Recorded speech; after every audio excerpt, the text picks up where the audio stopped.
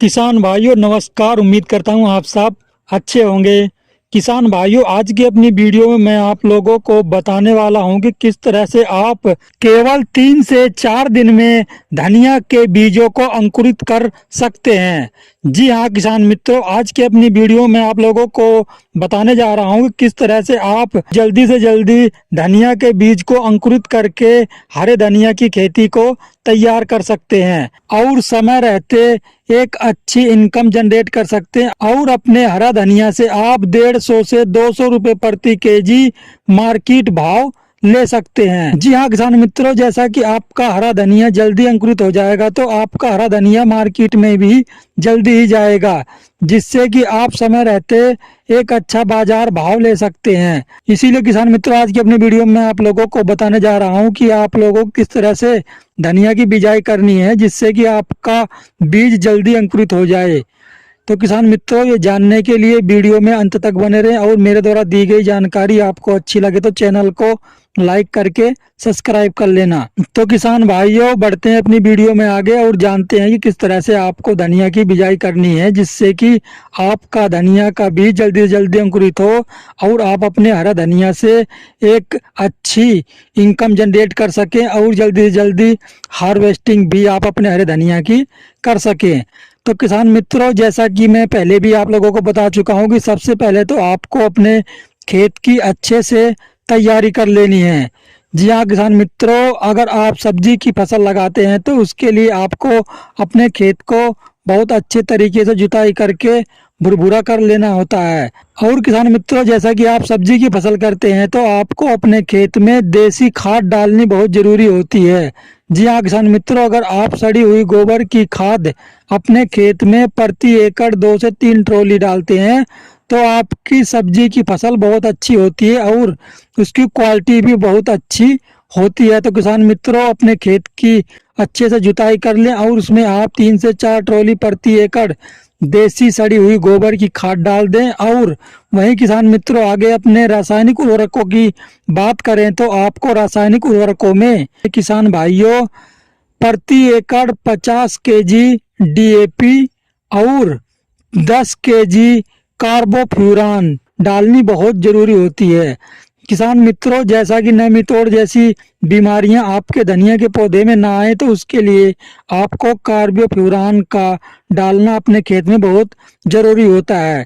इससे क्या होता है कि ना ही तो आपके पौधों में कोई जड़ गलन की शिकायत होती है और आपका पौधा स्वस्थ रहता है। तो किसान मित्रों, इसलिए आपको कोई भी अपनी सब्जी की फसल करते हैं तो उसमें आपको प्रति एकड़ 10 केजी कार्बोफ्यूरान डालना बहुत जरूरी होता है। किसान मित्रों, खेत की तैयारी करने के बाद अब आपको मार्केट से धनिया का बीज ले आना है। जी हाँ किसान मित्रों, आपके क्षेत्र में जो भी धनिया की अच्छी वैरायटी हो और आपके क्षेत्र में आपके जलवायु के अनुसार बोई जाती हो, आप मार्केट से धनिया का वो बीज ले आएं। किसान मित्रों, इसमें आपको ध्यान देने वाली बात यह है कि बहुत सी कंपनियां धनिया के साबुत बीज की बिक्री करती हैं और पैकिंग करती हैं। वहीं बहुत सी कंपनियां हैं जो किसान मित्रों आपको धनिया की 2 टुकड़ों में पैकिंग करके बिक्री करते हैं। तो किसान मित्रों, अगर आप धनिया का बीज लाते हैं और आपका धनिया का बीज साबुत है तो उसे आप 2 टुकड़ों में तोड़ लें। और अगर आप टूटा हुआ बीज लाए हैं तो उसमें आपको कुछ भी करने की जरूरत नहीं है। और जैसा ही किसान मित्रों आपने अपना देसी और रासायनिक उर्वरक डालकर अपने खेत को तैयार कर लिया है तो आपको किसान मित्रों अब आपको अपने धनिया की बिजाई अपने खेत में कर लेनी है। किसान मित्रों, धनिया की बिजाई करने के बाद फिर आपको हल्का कल्टीवेटर लगाकर धनिया के बीजों को मिट्टी में मिला लेना है। किसान मित्रों, आपको ये ध्यान रखना है कि आपको हल्का कल्टीवेटर लगाना है जिससे कि आपका बीज नीचे न जाए, जिससे कि उनका अंकुरण बहुत अच्छा हो और 3 से 4 दिन में अंकुरित होकर बाहर निकल जाएंगे। किसान मित्रों, आपको ध्यान रहे कि आपको धनिया की बिजाई जिस खेत में करनी है उस खेत में नमी बिल्कुल भी नहीं होनी चाहिए। जी हाँ किसान मित्रों, नमी युक्त खेत में आपको धनिया की बुआई करनी है। और फिर किसान मित्रों, आपको धनिया की बुआई कर देने के बाद अपने खेत की सिंचाई कर देनी है। किसान मित्रों, सिंचाई में आपको ये ध्यान रखना है कि आपके खेत में कहीं भी जल भराव ना हो और जो भी सिंचाई आप करें तो पानी तुरंत सूख जाए। कहीं भी जल भराव ना रहे। नहीं तो इससे क्या होगा किसान मित्रों कि आपका जो धनिया का बीज है अगर आपके खेत में जल भराव होता है तो वो किसान मित्रों सड़ जाएगा और फिर किसान मित्रों वह अंकुरित नहीं होगा। तो इसलिए किसान मित्रों धनिया की बिजाई करके आपको पानी खेत में इतना ही लगाना है कि कहीं भी आपके खेत में जल भराव ना हो, जिससे किसान मित्रों आपका बीज न सड़े और आपका अंकुरन अच्छा हो। किसान मित्रों अगर इस तरह से आप धनिया की बिजाई करते हैं तो आपके बीजों का अंकुरन 3 से 4 दिनों में हो जाएगा। वहीं किसान मित्रों जब आपके बीजों का अंकुरन हो जाए और आपको धनिया बिजाई के लगभग 6 से 7 दिन में किसान भाइयों आपको अपने धनिया के खेत में अपने खेत के अनुसार नमी को देखकर दोबारा सिंचाई कर देनी है। और इस सिंचाई में भी किसान मित्रों आपको ध्यान रखना है कि कहीं भी आपके खेत में जल भराव ना हो। नहीं तो किसान मित्रों जो आपके धनिया के पौधे अंकुरित हुए हैं उनका गलने का डर रहता है। तो इसलिए किसान मित्रों आप दूसरी सिंचाई में भी ये ध्यान रखें कि आपके खेत में कहीं भी जल भराव ना हो और पानी ना ठहरे। और अब किसान मित्रों जान लेते हैं कि आपका धनिया जल्दी से जल्दी हार्वेस्टिंग के लिए तैयार हो जाए तो इसके लिए आपको क्या करना है।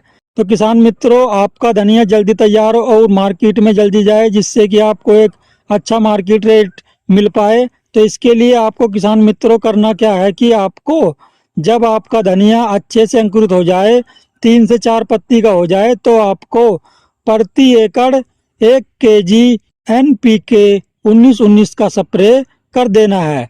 जी हाँ किसान मित्रों आप अपने धनिया के खेत में NPK 19-19 का स्प्रे करते हैं तो इससे आपके धनिया के जो पौधे हैं उनमें एक अच्छी क्वालिटी आ जाएगी और आपके धनिया के पौधे हार्वेस्टिंग के लिए जल्दी तैयार हो जाएंगे, जिससे किसान मित्रों आपका हरा धनिया मार्केट में जल्दी जाए और समय रहते आप मार्केट से एक अच्छी इनकम जनरेट कर पाएं।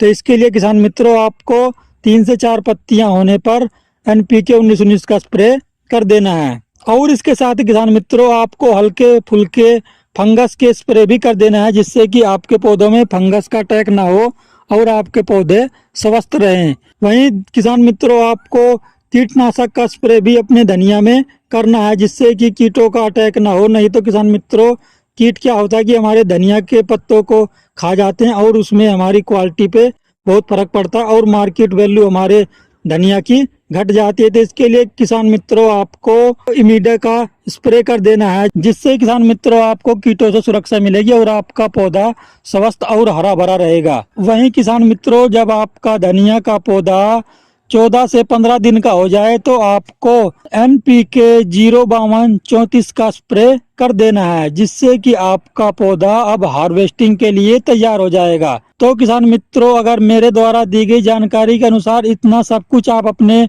धनिया की खेती में करते हैं तो किसान मित्रों इससे क्या होगा कि आपका धनिया 30 से 35 दिन में हार्वेस्टिंग के लिए तैयार हो जाएगा, जिससे ये किसान मित्रों आपको एक अच्छा मार्केट रेट मिलेगा और आप हरे धनिया से एक अच्छी इनकम जनरेट कर पाएंगे। तो किसान मित्रों उम्मीद करूंगा कि आपको मेरे द्वारा दी गई जानकारी अच्छी लगी होगी। किसान मित्रों मेरे द्वारा दी गई जानकारी आपको अच्छी लगी हो तो चैनल को लाइक करके सब्सक्राइब कर लेना जिससे मुझे मोटिवेशन मिलेगा और किसान भाइयों में आप लोगों के लिए और भी ऐसी ही जानकारियां ला सकूंगा। तो किसान मित्रों मिलते हैं फिर एक नई जानकारी के साथ एक नई वीडियो में। तब तक के लिए नमस्कार। जय हिंद, जय जवान, जय किसान।